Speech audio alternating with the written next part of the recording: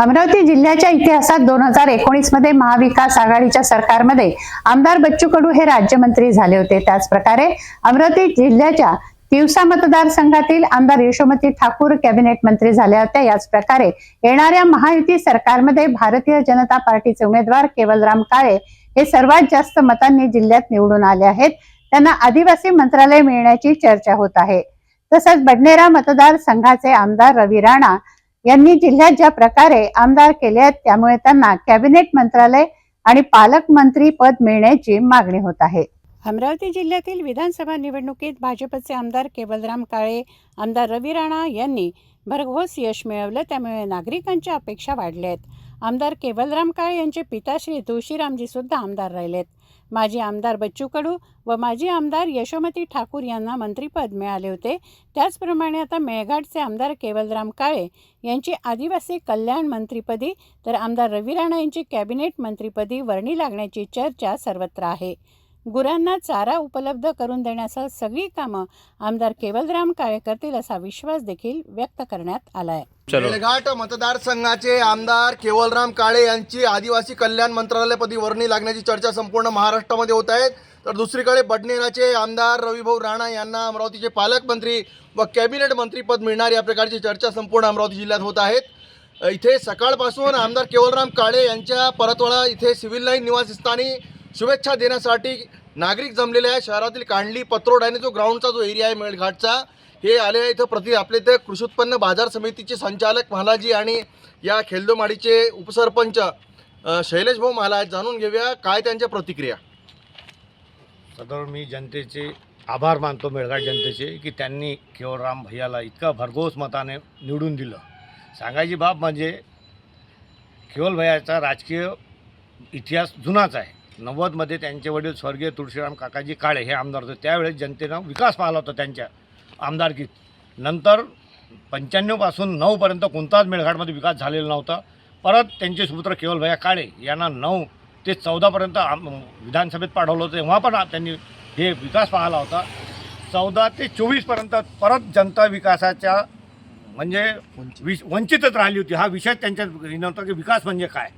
24 नंतरची जनतानं परत भारतीय जनता पार्टीनं भैयाला विश्वास दाखवला केवल भैयावर, आणि 24ला जे मतदान झालं आणि जो भरघोस विजय झाला 1 लाखाच्या वर मतांनी, तो ह्याच्यासाठी केला आहे जनतेने की बा आतापर्यंत आपल्याला मंत्रिपद नव्हतं आणि विकास नव्हता, म्हणून आम्हाला कुठेतरी मंत्रिपद द्यावं। आदिवासी कल्याण विभाग म्हणून तो म्हणजे भैयाच्या जिव्हाळ्याचा हाताळलेला विषय आहे। कारण की भैया 2000 पासून तर आज लगत TTC महामंडळाचे डायरेक्टर आहे, अविरोध डायरेक्टर आहे। सांगायची बाब म्हणजे त्यांनी आदिवासी विकास मंडळ जवळून पाहिलेला आहे। त्यांनी वाद्यश भागाचा भरपूर विकास केला त्याच्या माध्यमातून मेळघाटचा, परंतु त्याच मते जनतेनेच 1 लाखाच्या वरचे मते निवडून दिले आहेत जनतेला केवल भैयाला। त्याचा फक्त एकच अपेक्षा आहे की भारतीय जनता पार्टीनं त्यांच्यावर कुठंतरी आदिवासी मंत्री म्हणून एक विकास दाखवावा। त्याच्यासाठी आम्ही पार्टीला तरी अपेक्षा करतो की केवल भैयाला कुठंतरी मंत्रिपद मिळावं आणि मेळघाटचा विकास भरपूर व्हावा, एवढीच आमची सदिच्छा। एकूणच आपण बघितलं की शैलेश महाला यांनी म्हटलं की आदिवासी विकास महामंडळाच्या संचालकपदी केवलराम काळे यांनी काम केलेलं आहे आणि या महाराष्ट्रामध्ये आदिवासी विभाग कल्याण मंत्रालय हा मेळघाटच्या हाती द्यायला पाहिजे। काय म्हणतात भाजपाचे युवा नेते, काय म्हणतात? मेळघाटात कमळ हे एवढ्या मोठ्या मताधिक्यानं केवल भैया आमदार झालेले आहे। ना भूतो न भविष्य असे मताधिक्य केवल भैयांना भेटले आहे।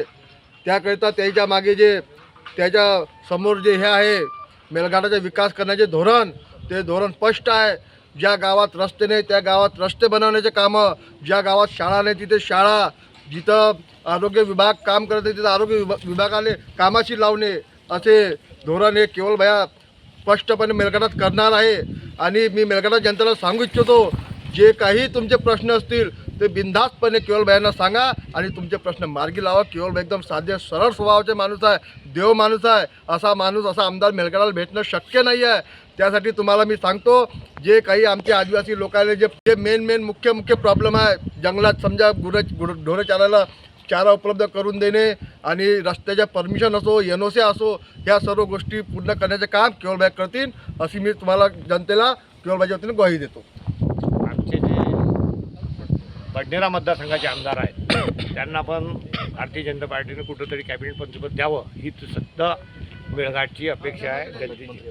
पालकमंत्री म्हणून द्यावं आमची इच्छा आहे आणि केवलभाईचा विषय नाही, त्यांना तरी मंत्रिपद द्यावंच हे सुद्धा इच्छा आहे. एकूणच आपण बघितलं की इथे घरी आमदार केवलराम काळे यांच्या घरी आपण बघत आहे की इथे त्यांच्या समर्थकांची इथे गर्दी आहेत आणि कुठेतरी सकाळपासून इथे शुभेच्छा देणाऱ्यांची गर्दी आहे. आणि मेळघाटाचे आमदार हे आदिवासी कल्याण मंत्री व्हावे आणि बडनेराचे आमदार हे कॅबिनेट मंत्री अमरावतीचे पालकमंत्री व्हावे इच्छा आहे. या अगोदर 2019मध्ये झालेल्या निवडणुकीमध्ये महाविकास आघाडीच्या सरकारमध्ये या मतदारसंघाचे आमदार बच्चू कडू यांना राज्यमंत्री जलसंपदा मंत्री शालेय राज्यमंत्री करण्यात आलं होतं. त्याचप्रकारे अमरावतीच्या तिवसाच्या मतदारसंघाचे आमदार ॲडव्होकेट यशोमती ठाकूर यांना कॅबिनेट मंत्री महिला बाल कल्याण मंत्री करण्यात आलं होतं. त्याचप्रकारे या अमरावती जिल्ह्यामध्ये आमदार रवी राणा हे कॅबिनेट मंत्री आणि राज्यमंत्री म्हणून केवलराम काळे यांची वर्णी लागण्याची चर्चा आहे. मी कॅमेरा पर्सन श्लोकसोबत नितेश किल्लेदार, सिटी न्यूज, मेळघाट.